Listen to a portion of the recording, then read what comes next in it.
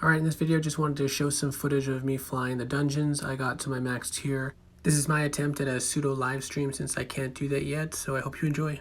Alright, so I'm going to try flying live while talking. I have tried it in the past and it's a little difficult for me, so bear with me, but we'll see how it goes. I do want to eventually do some live streaming, so this will kind of be a practice. So I've been having some issues with my recording and also glitches with the game. I did just do a refill because I just went into a run and accidentally pulled my screen down and clicked on something, and so I lost all the keys. So we're gonna go again and just check, make sure we're still recording. I've been enjoying the dungeons, it's pretty fun. We're gonna use, there's level 52 towers now, we're gonna use Callicid. I just got him a couple levels into Emerald now. I do see how some people get motion sick though. I myself actually did get a little bit motion sick, but it's pretty cool with the new layout and new animations, and new flight pattern, a lot of new destructibles, which is pretty cool. Let's see. Sorry, I have a hard time doing both at once. But it's been pretty fun. I haven't gotten to my max for my level yet, but I guess now that I have the keys, I'll be able to. And so that should be fun to see how difficult it truly is at the max for my level. And we'll see. I know Ronan handled himself pretty well on the live stream. Dodge that. So, sorry, I'm saying a lot. So I might end up using Ronan, but if I can do it with Callicid, I do enjoy flying him, and getting more practice should be is beneficial for me. So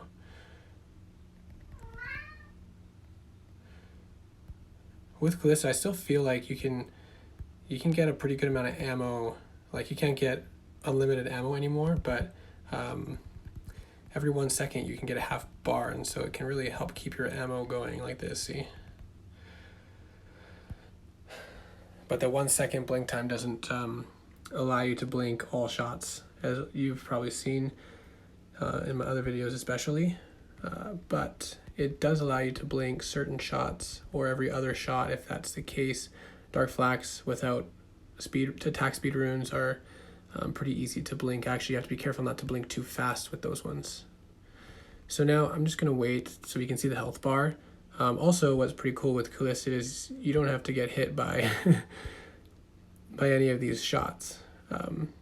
But in the interest of time and not wanting to time out, and we'll just go ahead and kill this. Sometimes I don't know why that attacks don't do damage. I'm not sure if I'm hitting it the wrong spot at those times, or if he has temporary shields or whatever, but yeah, you can see it's pretty cool.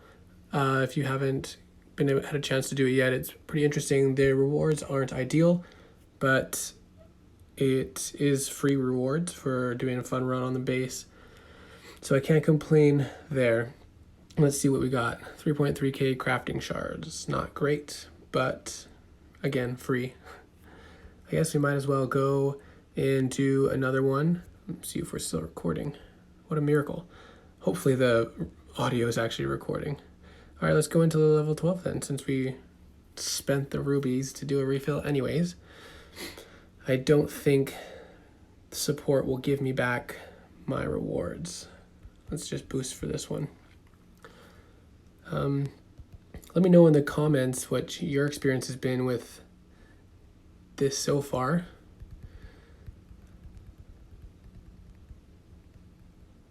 It's starting to take a fair amount of shots to take these towers down, so this will be an interesting run, I think. This is sort of my pseudo live stream. Not able to live stream yet, so I'm just gonna record and pretend it's live. Unfortunate thing is I can't see and answer questions since it's not actually live stream. Also, please forgive me if you hear a lot of tapping.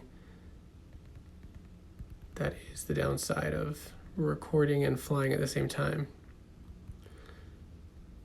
Oops, missed the towers there.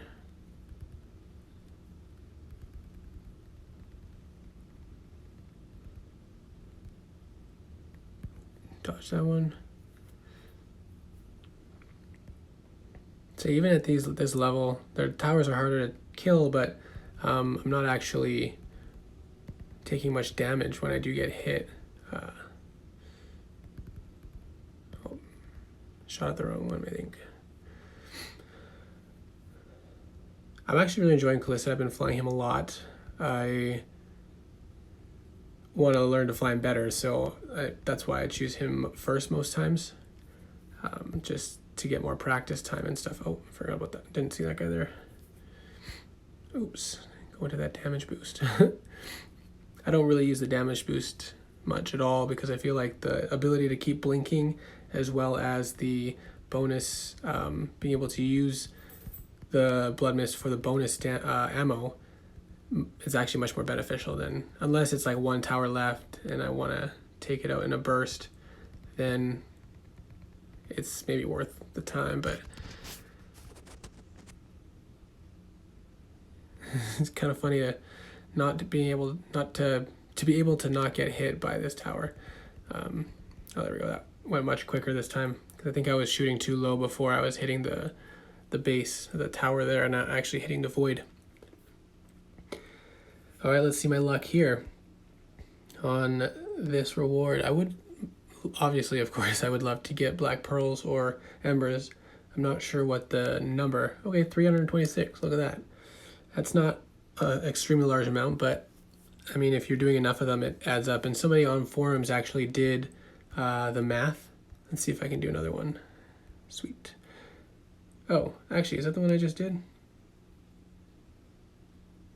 No, I think this is a higher one. Let's do Callista again. You guys might be bored of that. Let's do Ronin. Someone on the forums did the math about whether it's worth it or not for the rubies. And essentially what it works out to is it's somewhat equal value to gold chests, comparing the rewards that you can get from the dungeons. Obviously, if you're looking for darn, oops, didn't mean to grab that.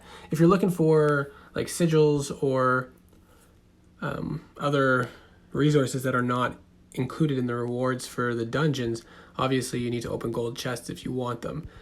But if you do happen, say you're not an Atlas on an Atlas team, and you do want to like get some crafting shards, you have limited ways to do that if you don't have Atlas. So this is a good way to do that, and it is actually worthwhile for the ruby cost. And the odds of getting, so somebody calculated out the odds of getting all these different resources, because it is random, they all have the equal amount of chance to be awarded, but because there's so many different types of crafting shards, each type has its own odds of being pulled. So you're much more likely to get some crafting shard, but you're equally as likely to get fire shards as you are of getting black pearls, if that makes sense. So because of that, you obviously don't get, oh, just gotta be careful there. It's starting to do more damage now on these islands. Because of that, the odds of getting prizes like, sorry, hard to think. It's actually similar benefit to opening gold chests for the embers and black pearls.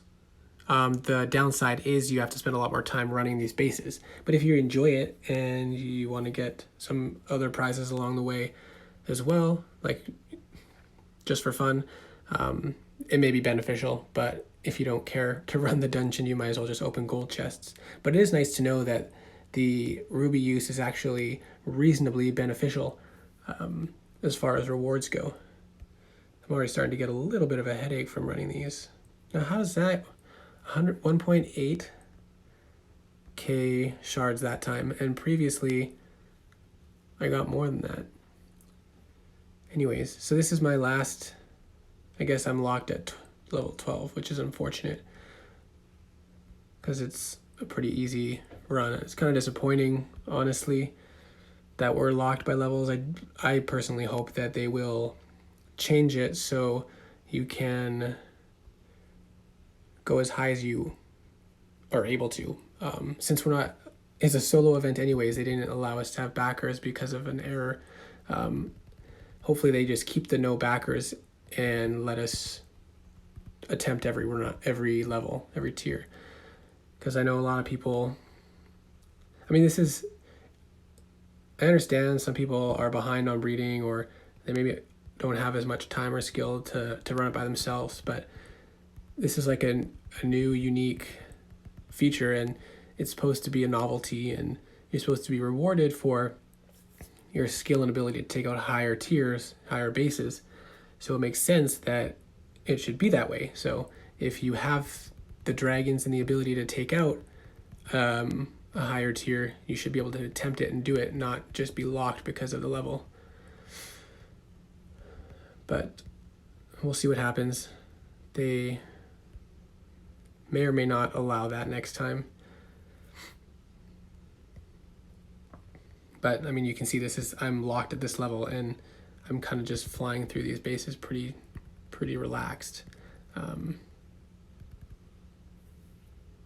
That last round of throwing, I took some damage, but not fast enough that it took me by surprise and killed me. And nothing really, oh, look at that 3-shot. Nothing really does a whole lot of damage to me, and doesn't take that many shots to kill, even though it's a full island. I hope this isn't too boring of a video. I just wanted to get some footage out there running the dungeons so you could see it. Thought that I would give this sort of pseudo live stream a run.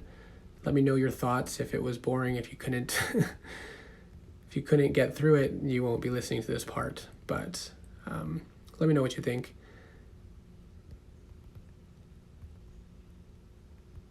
Let me know what you think about dungeons as a whole. I like playing around with Coolicid. Obviously, you've known that by now. But see, that's pretty easy. This is my max tier that I can run because of my level, and it was a breeze to kind of walk through it. So it's a little disappointing, but it is a fun. I really like this new feature. I look forward to more in the future as they adjust and make changes. And I hope you enjoy it too. Hope you don't get too nauseous from from the flight pattern. Oh, I skipped the reward. I don't get to see what I got. Silly me. Anyways, oh, here we go. Crafting shards. Surprise, surprise. Anyways, I hope you enjoyed this. I hope it wasn't too boring. Let me know your thoughts on the dungeon in the comment section, and we'll see you in the next video.